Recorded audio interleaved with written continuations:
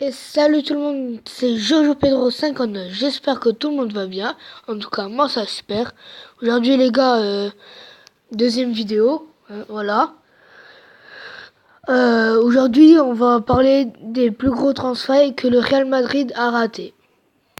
Voilà. C'est Lex City qui fait cette vidéo.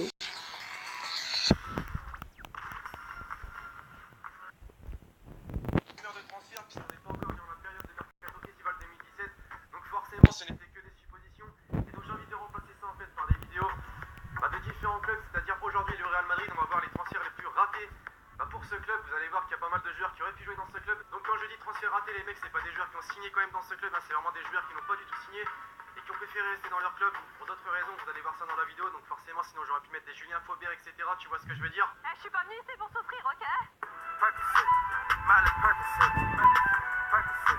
Et donc on est directement parti avec le premier joueur de cette vidéo les potes, qui est tout simplement Neymar, le joueur brésilien qui lorsqu'il jouait à Santos, c'est-à-dire en 2011, possédait un contrat de prêt avec le Real Madrid, donc il aurait bel et bien pu jouer avec le club espagnol merengue, mais vous savez qu'en 2013 Santos s'est seulement décidé de négocier avec les clubs, donc il était trop tard pour le Real Madrid, et on s'est rendu compte que les négociations se sont faites avec le club rival qui est le FC Barcelone, donc les Blaugrana ont finalement pris la main sur ce dossier et ont réussi à se procurer le joueur brésilien, alors que quelques années avant, c'était le Real Madrid qui était en pole position dans ce dossier. Est-ce que c'était une meilleure chose pour lui de rejoindre le FC Barcelone plutôt que le Real Madrid? Ça on ne saura jamais puisqu'il n'a jamais joué dans les clubs des merengues, mais dans tous les cas c'est vrai qu'en jouant au Blaugrana il n'a pas fait le mauvais choix puisqu'il est énorme, on va pas se mentir, avec la MSN il met énormément de buts, énormément de passes décisives, il est vraiment irréprochable au sein de l'équipe et il est actuellement en passe d'être la future méga star du football européen et aussi pourquoi pas remporter le ballon d'or dans les prochaines années. Ensuite le mec qui est notre star du FC Barcelone, le coéquipier de Neymar, Luis Suarez, qui aurait bel et bien pu rejoindre également le Real Madrid, c'était avant la Coupe du Monde 2014 au Brésil. En fait on parlait de Luis Suarez au Real Madrid, et ce qui a joué des tours au merengue, notamment à Florentino Pérez, le président du club, et bien c'était le comportement du joueur uruguayen. Je pense que vous vous en rappelez, il avait un comportement un peu chelou, il a d'ailleurs été suspendu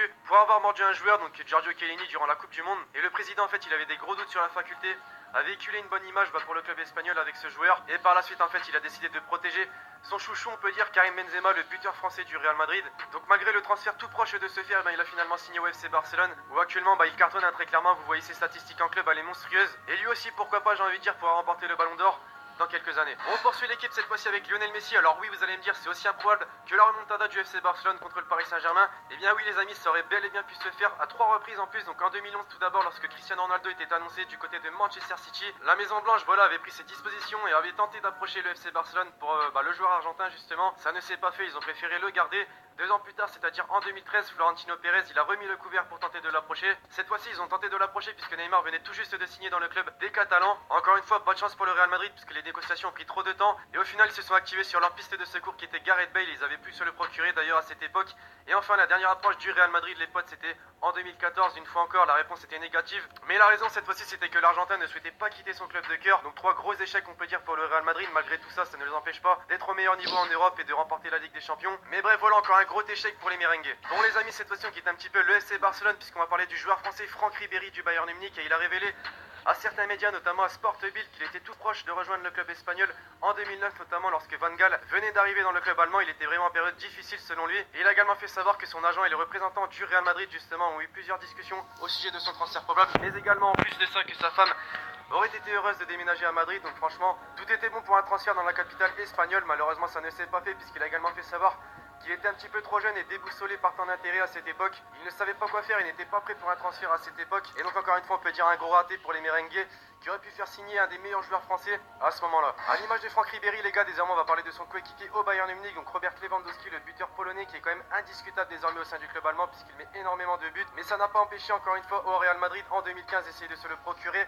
Et on peut dire encore une fois que Florentino Pérez à la folie des grandeurs puisqu'il était difficile d'imaginer le Real acheter un attaquant de ce calibre, surtout pour mettre en concurrence direct Karim Benzema, le buteur français au Real. Vous allez me dire qu'est-ce qui n'a pas marché à cette période? Et c'est tout simplement encore une fois comme Ribéry, Lewandowski ne voulait pas quitter ce club et voulait faire encore quelques années au sein du Bayern Munich, donc la même raison que Franck Ribéry. Et à cette époque son transfert était estimé à 90 millions d'euros, donc bien sûr ça n'aurait pas empêché le Real Madrid d'aligner autant d'argent puisqu'ils en ont l'habitude on va dire. Mais voilà, encore une fois ça ne s'est pas fait malheureusement pour le Real Madrid. Voilà mon dernier transfert raté du club de la capitale espagnole les potes. Désormais on va parler de Sergio Agüero qui lorsqu'il évoluait à l'Atlético Madrid, donc en 2008 plus précisément, était également dans le viseur du Real Madrid qui avait essayé de se le procurer en proposant 90 millions d'euros à l'Atlético Madrid. Mais encore une fois pour les mêmes raisons que Franck Ribéry ou encore Robert Lewandowski, Sergio Agüero a fait savoir qu'il était impossible pour lui de rejoindre le Real puisque vous savez que rejoindre un club madrilène alors qu'il joue déjà dans le club madrilène, c'est pas le top on va dire pour les supporters qui peut vraiment mal le prendre et te donner une mauvaise image. Donc à ce moment-là, on peut dire qu'il a fait le bon choix, puisqu'en jouant à Manchester City par la suite, eh bien, il a réalisé plutôt de bonnes saisons dans ce club où il a même remporté le titre de Première Ligue. Mais là actuellement, c'est vrai qu'il est en phase difficile, on va pas se mentir, voilà, avec Gabriel Jesus.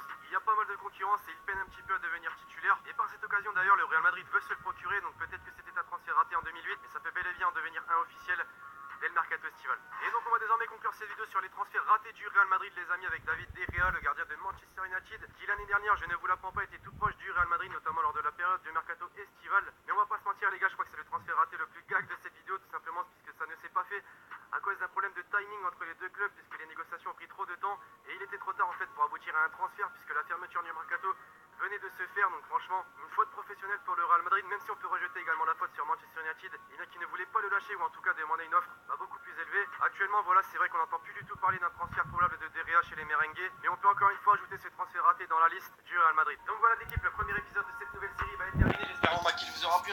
N'hésitez pas à me péter cette barre de like. Voilà les gens, c'est la fin de cette vidéo. J'espère que vous aura plu. Car moi je me suis régalé. Voilà.